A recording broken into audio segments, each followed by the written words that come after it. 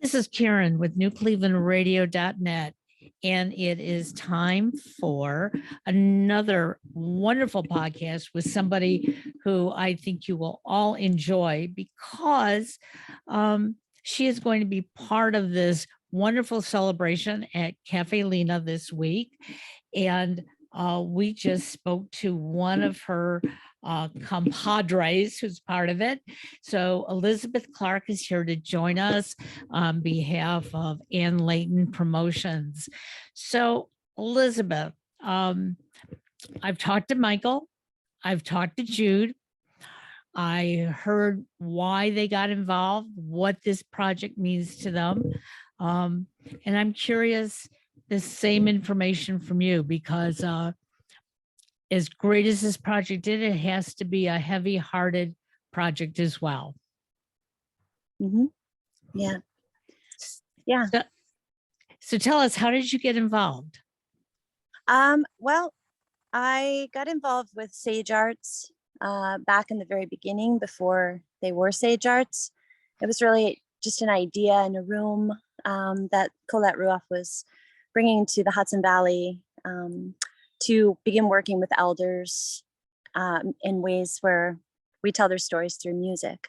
And I had a really strong interest in being part of that so that, we can do a much better job of honoring and celebrating elders in our community and all of the experience and wisdom and, their jewels that kind of get lost so often. And so that's why I got started with Sage Arts because of the mission. And we wrote different pieces with elders in various walks of life for many years before JFS, Jewish Family Service, approached us with this idea to bring this project to Holocaust survivors. So I know how important it is to tell their stories while they're still here, because this is a generation that is aging, and 3 of the 4 elders in the film have already passed.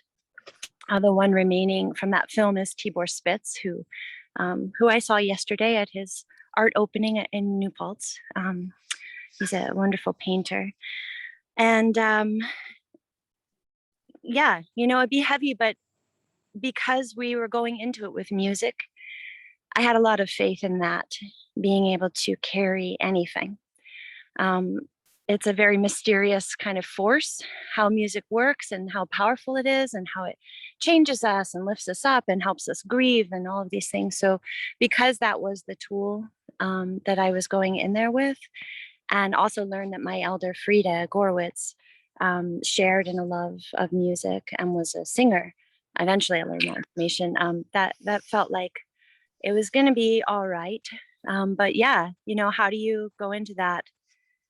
Me as a young person with only my experience and do anything that is worthwhile in that setting, but it was a beautiful and very powerful, life-changing experience to know this woman who was a grandmother and had so much love despite what she had experienced in her earlier times. She had a very full life. So, and one of the things that I just learned from Jude is that his survivor was actually an infant, wasn't part of the concentration camps, and those are the survivors that many of us don't even think about. Okay, the survivors that we're talking about are the ones who survived the concentration camps, and yet there are so many others out there. And you are right. While they are still with us, we need to hear their stories, and we need to hear their stories for many reasons. Number one, we don't want to forget, and we have to look around us in this time that we are all living. I grew up in the 50s and 60s. I really thought so much of this hate was behind us, and to realize that here I am in my 70s and things that I never expected to see today. We're seeing some of that history being repeated again and again. Mhm. So I'm sure as we hear your music and you tell the stories, what we're going to see is that, hey, we all better open our eyes and we should start sharing our stories today, because the younger generations have to know what is real. What is real isn't always in those history books. Mhm. So you said this project really began about just talking to elders, all elders, about their life, which I think is quite interesting because there are so many stories that we don't even know. So, was there anything in particular that you learned along the way that um, you wouldn't have thought of prior to getting on this project? You mean through this project? Right. Particularly? Yeah. Oh yeah. Um, yeah, I mean, there are many things. I think that what stood out to me with Frida the most was how she didn't let all of these things harden her, and how um, at that stage she wasn't bitter and angry. She was very present to me, to her family, to people that, were visiting, whoever they were. And I think that was a really powerful um, teaching for me, just how she maintained the love that she had despite seeing the most horrendous things that most of us can't even imagine going through. And that didn't put her light out. Also, it kind of, well, not kind of, it very much reignited my, I guess, appreciation for rebelliousness, because she was part of the resistance. She Oh, didn't. how She went around rescuing children. She rescued 18 children or more during that time. She dyed her hair blonde and was hiding out in the open. Um, she wouldn't wear the yellow star that they gave her. And that was who she was. She said, I'm going to do all I can to help and to survive. And that kind of intensity um, was obviously so crucial for her own survival, but also served so many other people. So just to bear witness to someone who had that in them was really, really powerful. And what I find interesting is that um, there were people like Frida who they put their safety out there. They knew they were in danger, but it was more important to try to save at least one life at a time. And, I've thought over the years as I've read some of these stories and read um, books, would I have done that? And, I hope I'm never in that position that I would have to do that. But sometimes I think I'm just not brave enough. I see myself hiding under a rock because of fear. Um, and I'm not, did she give you any indication that prior to her deciding to do this, that she was fearful? Or was it just something that she felt that was needed? I think she just felt it was needed and responded to that. I mean, her family felt very differently, and they stayed in hiding. I'm not sure about all of them, but I know many of the people in her home, when they were running around staying in the basements of brothels and factories and wherever they could, didn't go out in the way that she did. And so she was a teenager. She was a 16-year-old girl rebelling. This was her teenage rebellion. It's incredible. Um, but she also alluded to the fact that what you were saying earlier, that these things are not, unfortunately, behind us, And when there were situations going on with the border crisis and these children that were being put in cages, she was very, very upset by that, and even wrote a statement for me to read at a second performance we had that she couldn't attend. She was very ill, to draw attention to that fact and how similar she felt those things were to what she was Right. beginning to see happen in this country. That she's had an enormous amount of appreciation for, like when she first arrived, but has seen some things rising up that are alarming. The way that people are treated. So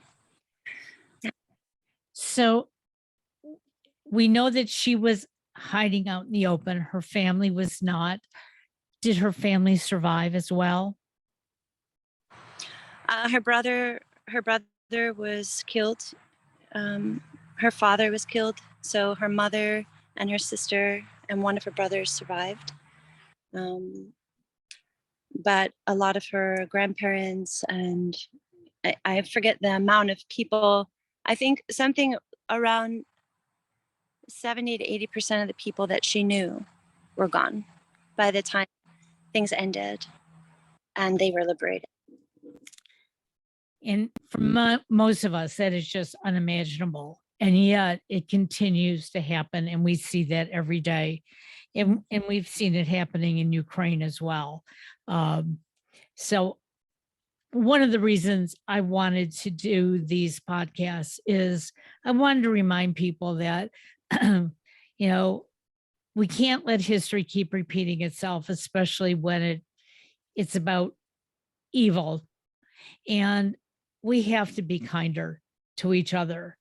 And that begins by being kind to ourselves. And in some ways, that sounds what Frida did. She was doing what she needed to do, and that's being kind to herself. And God bless her for what she did.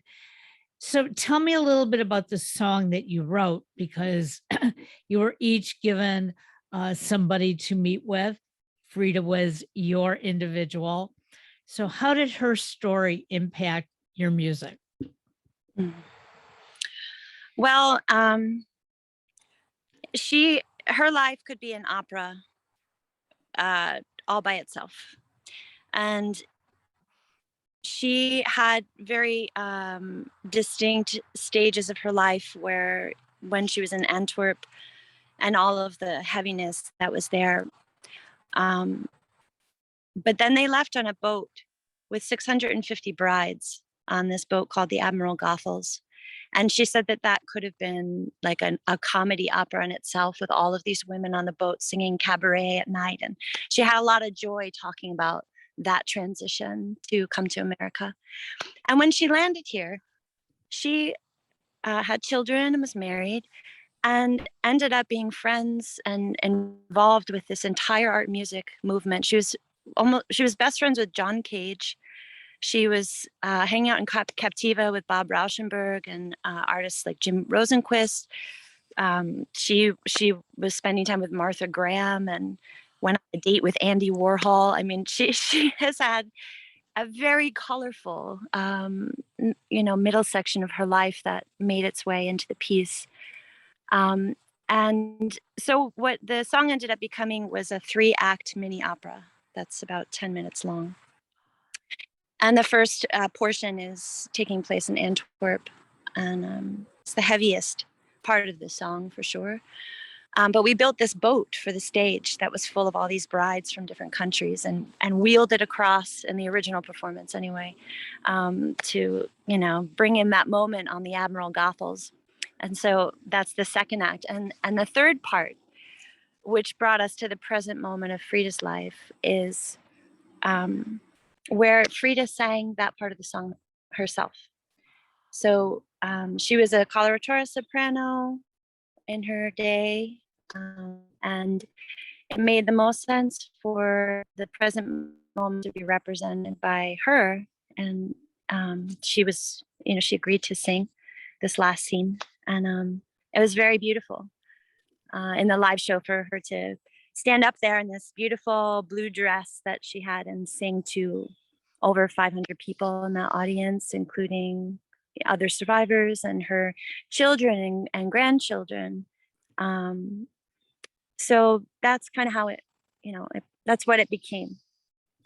I love that. So on Thursday night, when you perform this at Caffe Lena on September 22nd. So for those of you who are listening to this way in the future, that's okay, because I will tell you, Caffe Lena does record their shows and they are available to go back and stream.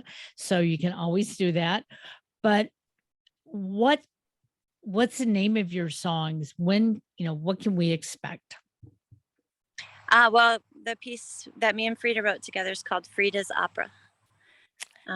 Yeah, so you can expect all kinds of surprises, but it's written for the piano and also for the harp. I also play the harp, so the last has that instrumentation, and yeah, there's guitars and banjos and slide guitars, and there may or may not be a boat. Okay. Well, we do know the stage at Caffe Lena isn't very, very big, but I would love to be able to see that. That would be remarkable. So Caffe Lena is one of my favorite places. It's the oldest coffee house in America that is still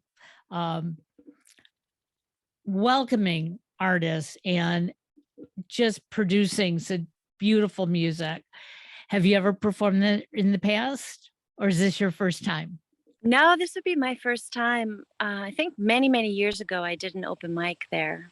I don't even know how long ago, but yeah, it would be my first. And that may have been before the renovation, and the renovation is phenomenal. And the staff of volunteers, they are just, you can't find a better group of people. And I'm so excited you're going to be there. I wish I could drive up to Saratoga this week. However, I will be sitting in my living room and watching it live. And that information will be in the show notes. So for those of you listening, please read the show notes. They asked for a $5 donation. And let me tell you, Caffe Lena is a nonprofit organization, so it is well worth the $5 that you're going to spend.